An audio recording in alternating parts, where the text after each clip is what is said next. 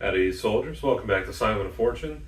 Before we get into today's video, I just wanted to say thank you for being patient with me. As you know, if you've been on my Discord, I don't know if I've actually said anything on the channel yet or not, but I am moving.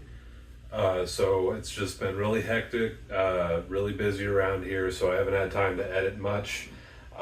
What you're about to see has been finished for about a month now, and I'm just now getting around to editing it and wrapping it up. But I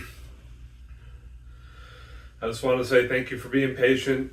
Since I posted my last video, I've actually gained a few more subscribers. I think I'm around 320 now, which I'm surprised, just because I've been so inconsistent, which it's not really on purpose, and I know I need to upload more. But just thank you for being patient. This will be the last video I upload before I move in a couple weeks. And then after that, I have a big project planned. So it'll probably be just a little while before I get to upload that. But it's different from anything I've ever done before. It's not a restoration, not anything to do with any uniforms, anything in my collection. So hopefully you guys enjoy that. It's been something an idea I've been kicking around for a long time, and now that I'm moving back to my hometown, it's something just kind of ties into that. So without further ado, let's get into today's helmet restoration. We'll be making Captain Miller's helmet from Saving Private Ryan.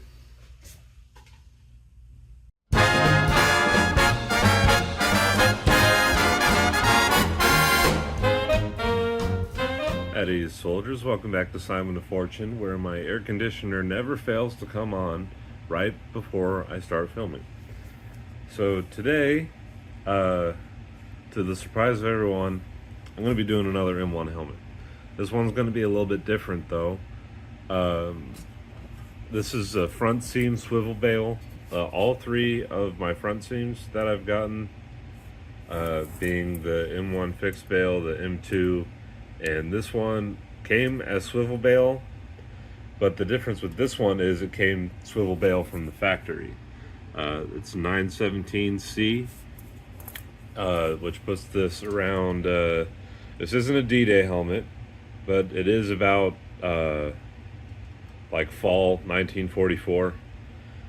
But I'm going to be restoring this. I've had this for a couple weeks now, and I've just kind of been sitting on it because I've been trying to take it around to like Sherwin-Williams and Home Depot and stuff to see if I can get a paint match on this, because this is Korea paint and it's a beautiful shade of olive drab. This is what I've been looking for, and I have some information on Korea paint, like what it is in theory, but I haven't actually bought any and tried it out. I've heard it's shade 3412, which is the same as 34087, which is different from modern 34087. I don't know, but if you have any info on Korea helmet paint, let me know. I'm sick and tired of trying to get people to match this. Sherwin-Williams wouldn't touch it. Lowe's, they'd custom mix something, but they only have latex. They don't have oil paint, and Home Depot didn't even pick up the phone when I called. So I'm gonna go outside, get this stripped, and then we're going to get to it. Okay.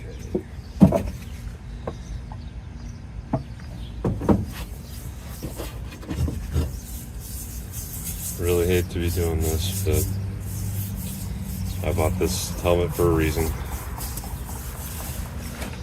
So I got the stripper on this. I'm just gonna let it go for a bit and scrub. Okay, so something I noticed when I started stripping it is you can see the original World War II paint underneath, which I think is very nice and lighter than you'd expect. I've always noticed that Jay Murray's paint is pretty light, but I mean, he's Jay Murray, so he probably knows what he's talking about. And I guess this is what I needed to see IRL. But I don't have any of his paint right now, so I might want to go to paint this. We'll see. Alright, so after the first scrape, I mean, you can kind of see the World War II color underneath, but I mean, it's got the sand texture on there, so it's kind of just gone. So, I think what I'm gonna do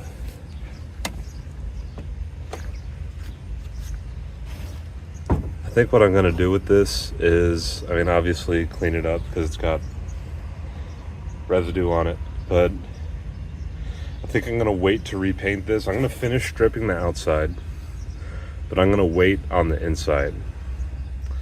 Alright guys, so it's been a couple weeks since I stripped this helmet, and I've thought on it for a bit, and I think the best course of action for this is to I'm not going to strip this, but I am going to paint over it, so that way, you know, I'm not getting rid of the original World War II paint, but I also get a new looking helmet. I mean, I've thought on this for a couple weeks, and there's really not any choice I can make to make anyone 100% happy, including myself. But I think that the best course of action, in my mind at least, is to paint over this so that, you know, the paint under this original World War II paint is preserved, but I still get an original, I still get a new looking helmet. So, yeah, I'm gonna get the inside of this painted, and then tomorrow we will put some cork on the outside. We should have a green helmet by the end of this weekend. All right, it is time for the fun part. First, I think I'm gonna do the officer's bar on the back so it can dry in time so we can do the diamond. I was trying to make a, here. I got this. This is actually traced from from a real prop, a picture of the real prop from the movie. So I'm not going for like real life, what would have been worn on the beaches in Normandy. I'm going for movie accuracy. So as you can see, the 2 is a bit of a weird font than normal, but that's just how it was in the movie. Also, the officer's bar is 1 inch by 4 inches. I was trying to make a tape thing, but as you can see, I mean, it failed until I realized I had these sanding sponges, and that they're exactly 1 by 4. So I just set one of these down and put the tape around it. So I guess we're gonna do the officer's bar first.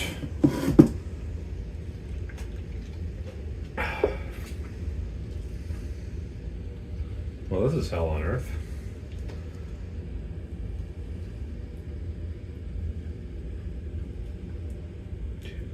Have it about there so we can see above the chin strap when it's done up on the back.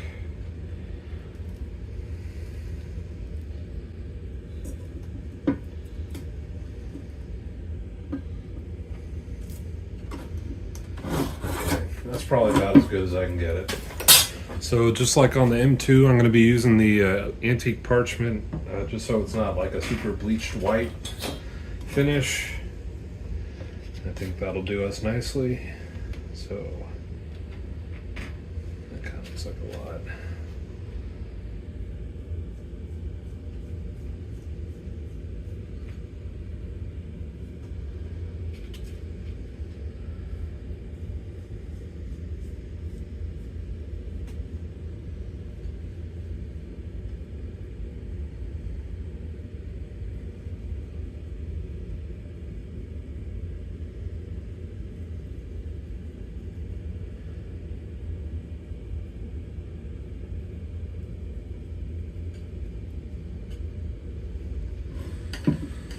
Okay, let's see how bad we screwed this up.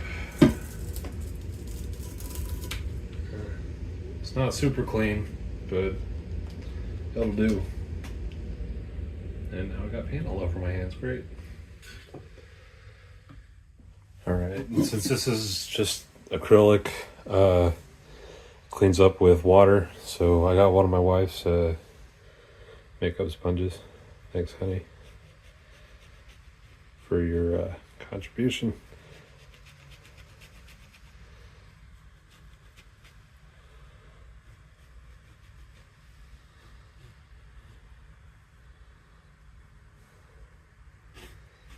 Okay. And that'll be good enough.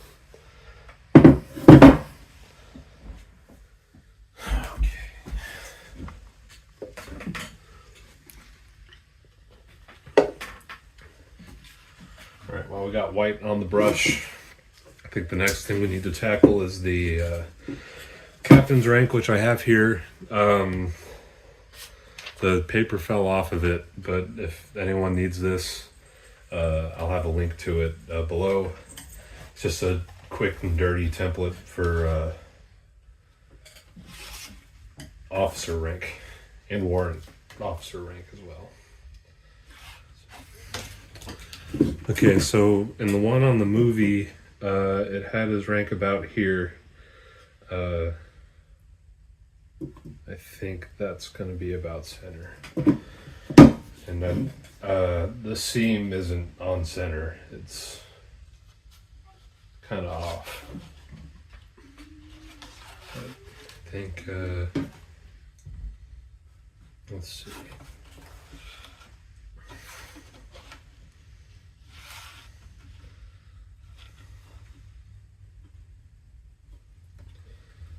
This should suffice here. Actually, I'm going to use a finer brush because I really don't want to screw this one up.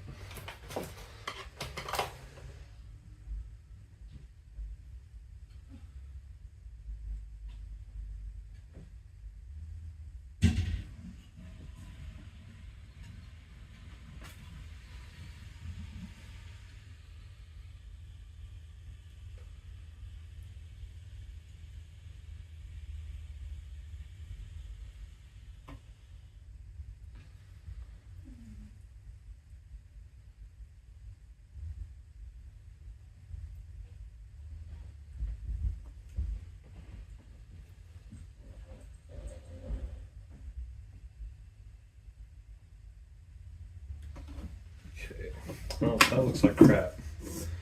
And it's also a little higher than I wanted, but we'll make it work.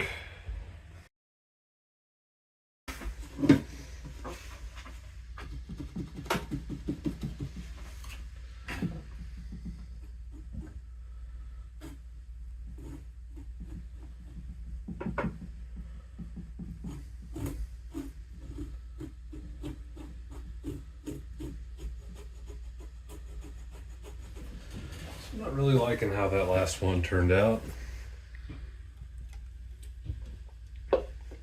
Trying to think of something else I could do. I suppose I could cut a stencil out of the tape.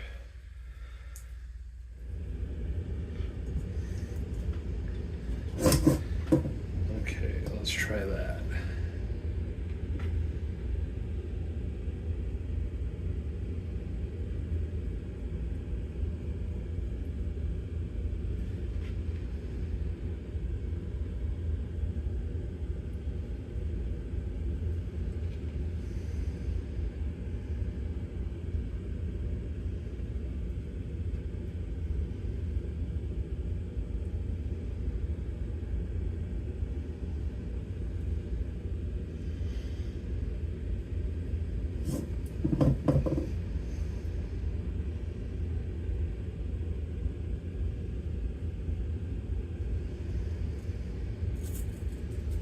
Oof.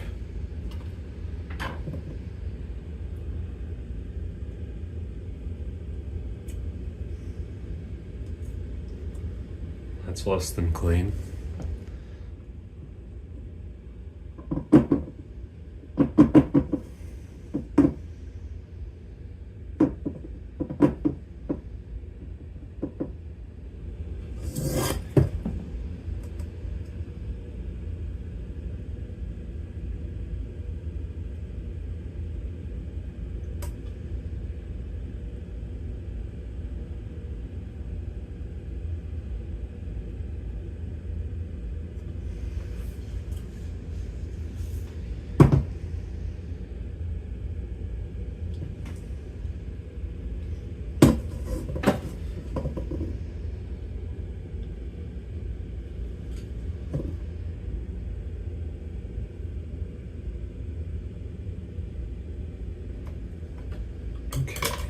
Now that's a captain's bar that I could be happy with.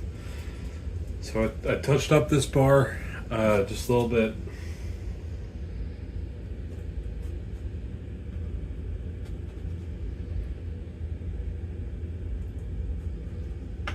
And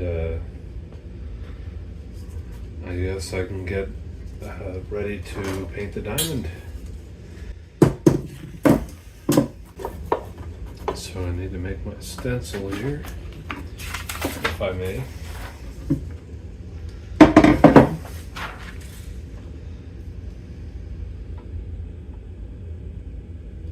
I know this isn't the most accurate way, but it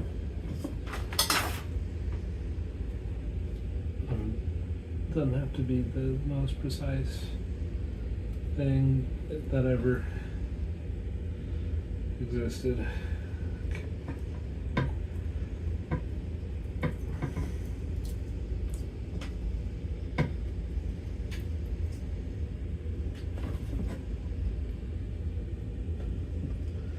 It looks about right, I think. It's not really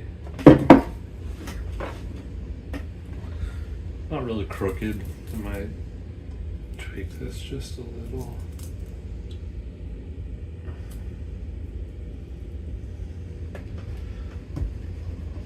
Another contribution by my wife, thank you.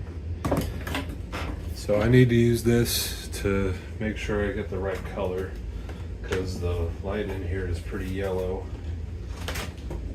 Some nice white LEDs here.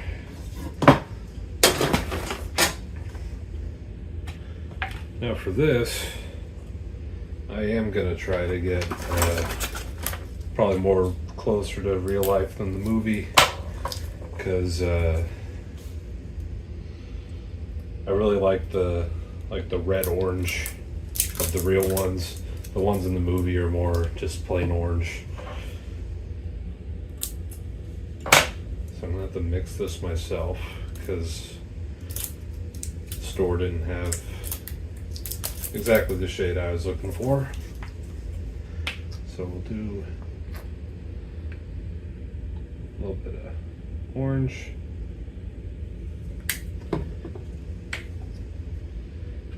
And some red. It's really watery.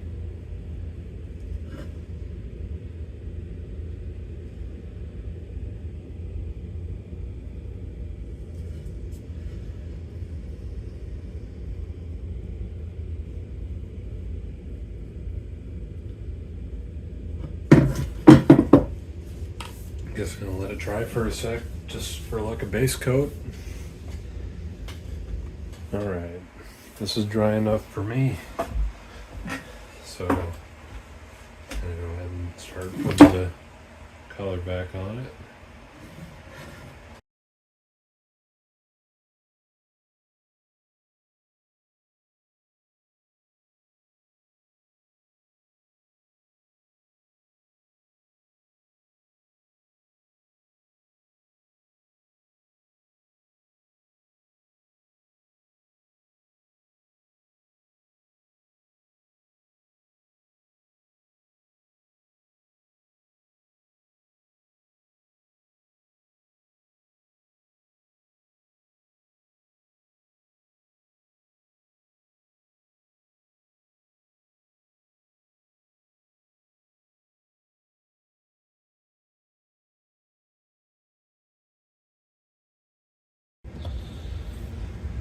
Okay,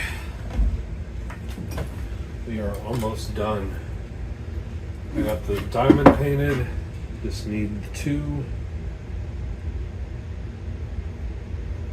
I was kind of hoping the paint would still be a little tacking up, but I actually let it dry. So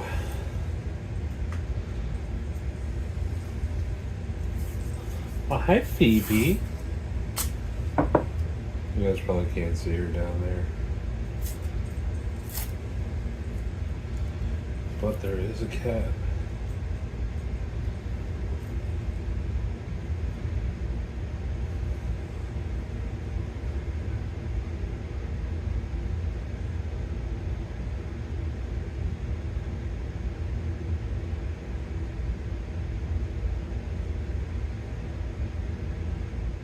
Okay.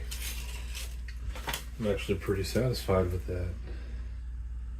So that's actually, let's see, it's actually all the painting on this helmet. So all that's left is chin straps and it'll be done. Alright, so excuse my very messy project table, but here is our finished helmet. I think this turned out really well. I've got J. Murray straps on it. This liner in here is a late war K-Pack. I might make a separate video on this. I'm kind of tired of doing helmet videos though, so we'll just have to see. There's the second Rangers. This is actually just about the color I wanted it to be. It's like a red-orange. It's not as orange as it was in the movie, but I just wanted to make it just a little more true to form. And as you can see, that too is pretty much spot on to the movie.